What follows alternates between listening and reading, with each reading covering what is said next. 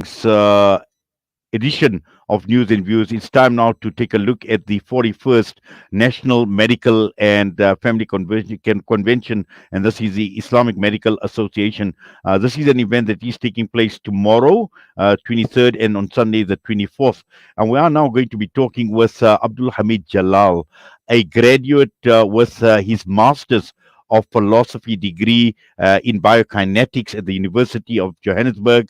He also holds an honors degree in biokinetics and is currently registered in his field with the Health Professional Council of South Africa. He's done extensive research. In fact, his CV is so impressive.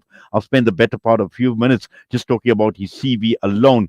But he's done a lot of research, and currently he is pursuing, very interestingly, his doctoral degree in human physiology with interest in neurophysiology and the Islamic prayer. Now, this is absolutely impressive. A young man that I personally have seen grow, and to tell us more about the conference, we joined by Abdul Hamid Jalal. Abdul Hamid, Assalamu alaikum wa rahmatullahi wa barakatuh. Jummah Mubarak to you and welcome. Walaikum salam. Jummah Mubarak to you too. Thanks for having me on the show today. Well, Alhamdulillah, just going through your CV, and I know there is so much ground to cover in the CV. Alhamdulillah, very, very impressive. And we say Mubarak to you. We applaud you for what you have achieved, and inshallah, still about to achieve going into the future. And it's just wonderful that you are able to join us to tell us more about the IMA, the 41st National Medical and Family Convention, to be held in Senton, Abdul Hamid. Of course. So the Islamic Medical Convention, the 41st convention, will be happening this weekend at the Hilton Hotel in Sandton. The convention is a collection. It's a wide collection of a lot of our specialists in South Africa, our Muslim specialists, who have undergone, of course, like myself, extensive research into our topics. Like for mine would be the investigation into morphological, cardiovascular, and neuromuscular risk profiles of asymptomatic sedentary males who perform the Islamic prayer, which is the Salah. We find that as an academic, I am an assistant lecturer in physiology, and with my profession, we look at the actual testing of physical activities, testing capacities, functional movements, screening for these things, all for rehabilitative purpose and for informational purposes. We don't, of course, we have this massive gap in South African context regarding the Islamic prayer. A lot of studies have been done overseas, but however, I did struggle to find some reference when I was setting up my studies upon inception of the idea. Shukr, with Allah's mercy, I have managed to acquire my ethical approval to conduct further study into the Islamic prayer. So these will be one of the topics essentially presented at the Islamic Medical Conference. We're also looking at topics by chiropractors, physiotherapists.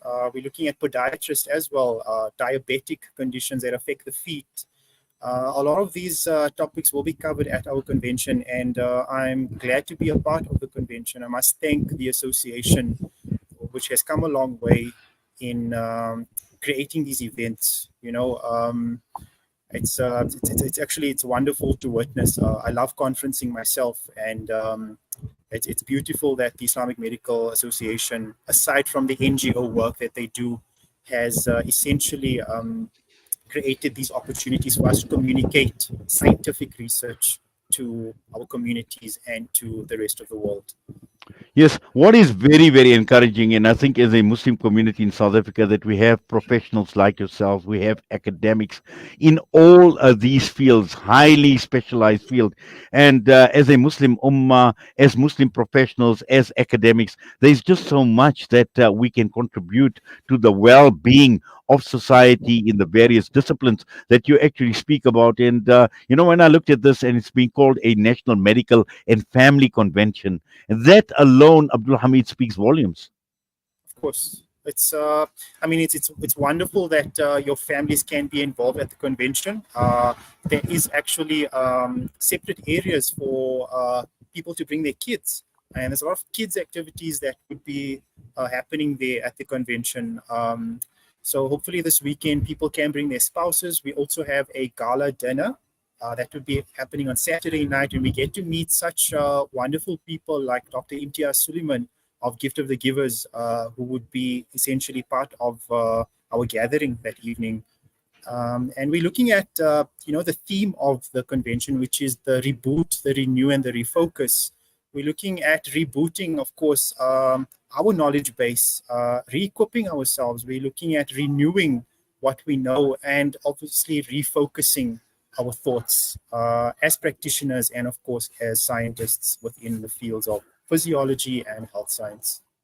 Well, in fact, what you're saying about the theme, and I quite like about the theme, reboot, refocus, and renew, because we know that many of us have come through some very, very difficult times in the recent past, having come out of the COVID-19 pandemic. This has affected people in more ways than one, not only looking at it from a physical health perspective, mental health. All of this has affected people. It's affected people in terms of their financial standing, in terms of losing their jobs, losing loved ones. All of this has been a very, very traumatic experience. And this theme is absolutely critical. It's important if we need to reboot or to renew or refocus. Of course, I have to agree with you on that. The pandemic had played a major role essentially in affecting things like research, for instance, with our institutions. For instance, the University of Johannesburg, we could not allow essentially clinical research to be happening with participants 2 years ago upon the inception of the pandemic. However, we're looking at now things lightening up.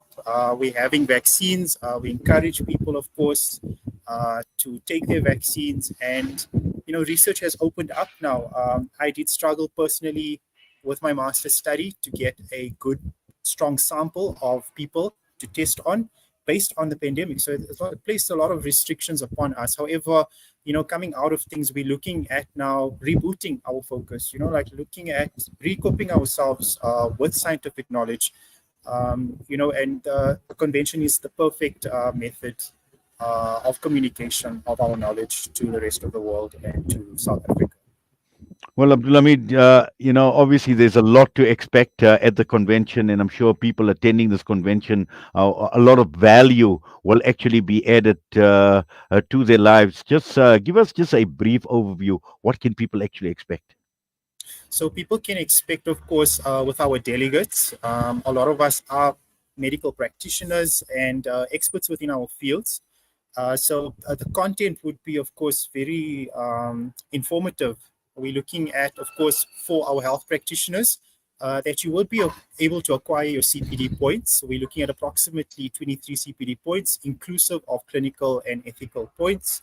And of course, people are allowed to bring their spouses should they have registered. And unfortunately, right now, registration has closed. And Shukr, we have reached capacity with the amount of people that can attend. However, this is an ongoing endeavor by the Islamic Medical Association. So there will be another convention next year in Cape Town. The date will be confirmed. Well, inshallah, we wish you well as well, Abdul Hamid. Jazakallah khairan so much for coming on and sharing what you have. And also, in terms of the convention, we wish you well and all the other practitioners and the IMA in general, alhamdulillah, wonderful work that they are doing and much needed work, a work that is appreciated in every sense by the community and the constituencies that you represent. And personally, from myself to yourself, obviously, we've known the family, alhamdulillah, personally, alhamdulillah, and to see you grow and the successes that you have achieved, Allah subhanahu wa ta'ala take you and raise you to greater heights as well. And I'm sure you're going to be of great benefit, of service to humanity at large, inshallah. Shukr. I do appreciate it. And just to add there, the Islamic Medical Association is not only an NGO outreach, it's actually an affiliative body for our Muslim practitioners, our medical doctors, and the allieds within our healthcare system. So joining the IMA is essentially very important as a medical practitioner who ascribes to the Islamic faith within South Africa right now. Jazakallah khairan so much for that, and have yourself a wonderful Jummah and all the success, inshallah, at the 41st National Medical and Family Convention. Abdul Hamid, Assalamu alaikum wa rahmatullahi wa barakatuh. Alaikum salam wa rahmatullah. Thank you.